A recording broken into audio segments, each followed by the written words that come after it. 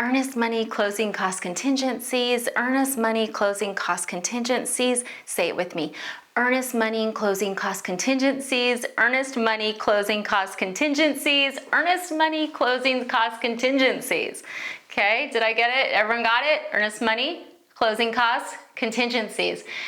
These are three very, very important things if you're looking at buying a home right now that you want to make sure you're prepared for and that you understand before you even write the offer. Okay, so we're going to talk about all of them. Let's start with earnest money deposit. And in different states, it can be called different things.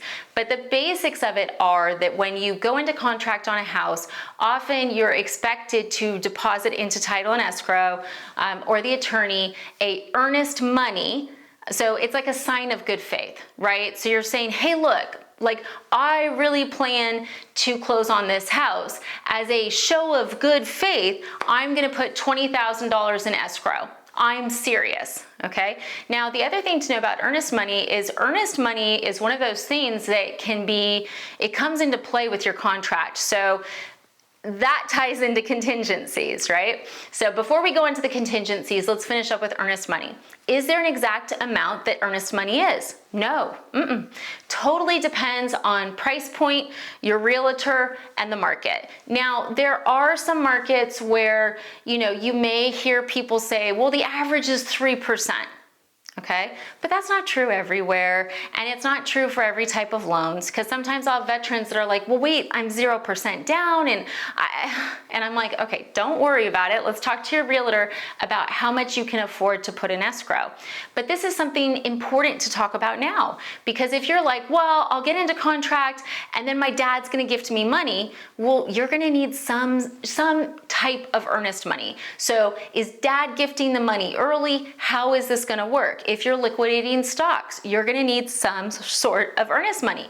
Crypto, same thing. And if you're doing crypto, guys, you gotta talk to your lender about it so we can make sure we put you with the right investor. My 2021 mission is to have every investor that does crypto lined up. I am obsessed. I don't know if you guys are obsessed, but I'm obsessed. So I think we'll all be obsessed.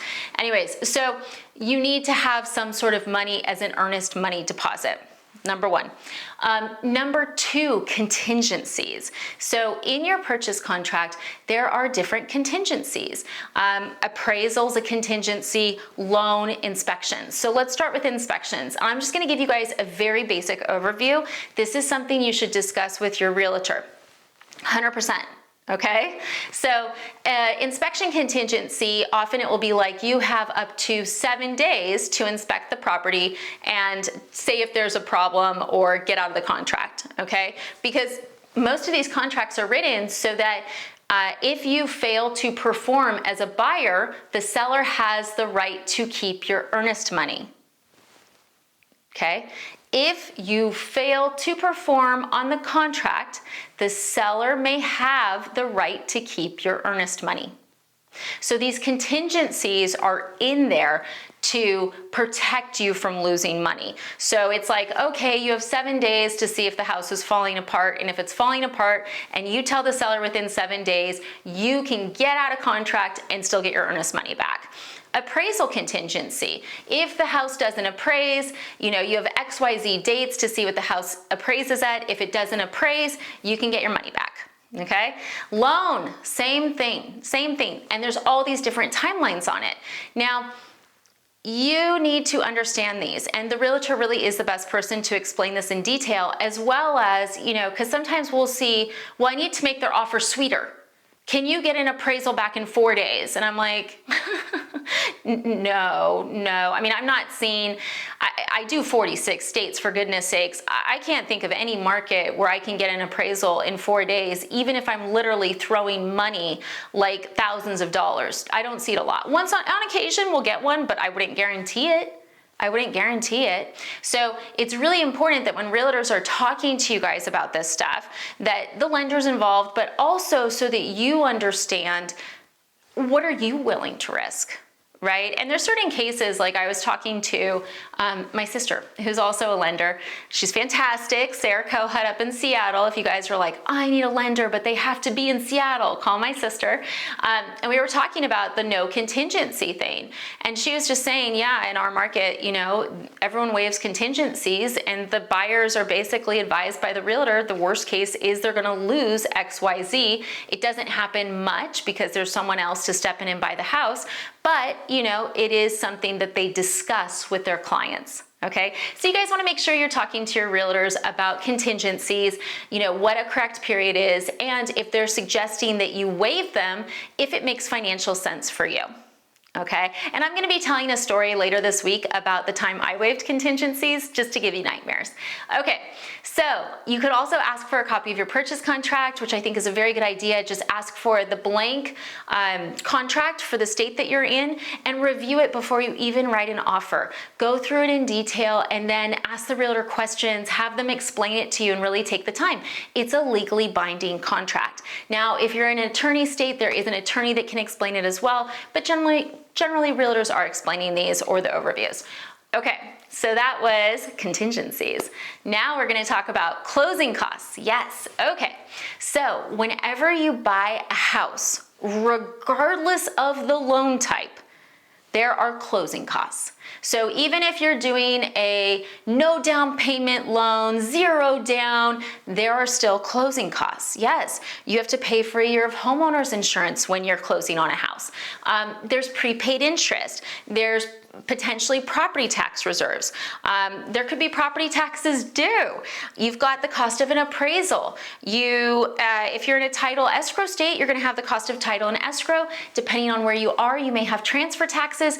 There's all these costs that are associated with buying a home. So it's very important that with your lender, you are talking about this. I actually woke up in a cold sweat last night because I was like, does everybody have a loan estimate, right? Because I do have, you know, we work with a lot of people and I always, when everyone's fully pre-approved through our Red Arrow, they have a link, right? This magical link that goes straight to me and I spend probably about an hour talking to people about closing costs, but I'm always scared. I'm like, oh my God, what if someone didn't schedule a call? So I'm literally spending this whole week going through every single person I've pre-approved that hasn't bought yet, trying to make sure they understand closing costs because it's one of the most misunderstood things. So it's really important, guys. Like you may be like, well, they didn't ask for it. Just be like, hey, can we go over what to expect with closing costs?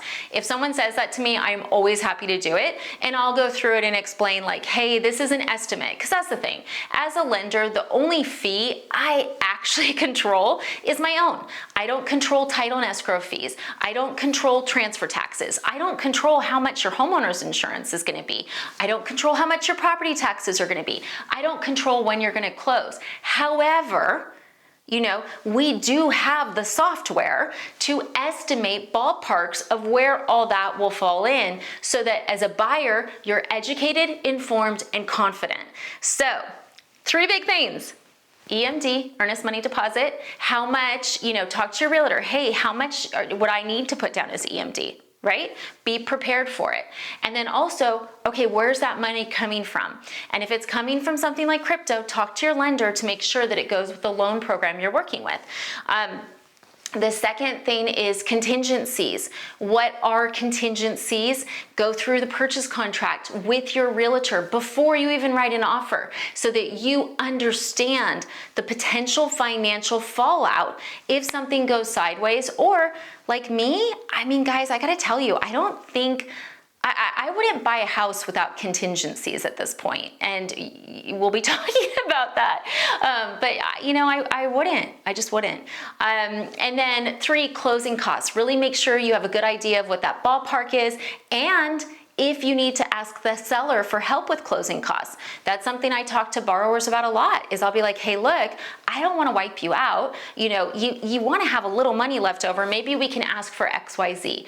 And for anyone who's going to say, in this market, you can't get the seller to pay closing costs.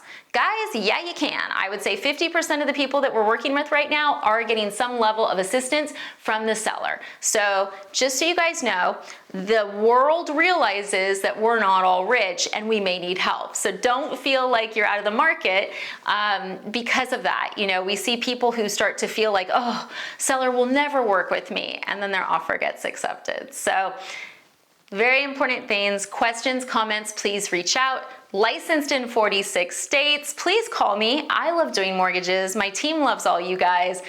We'd love to help. Thanks.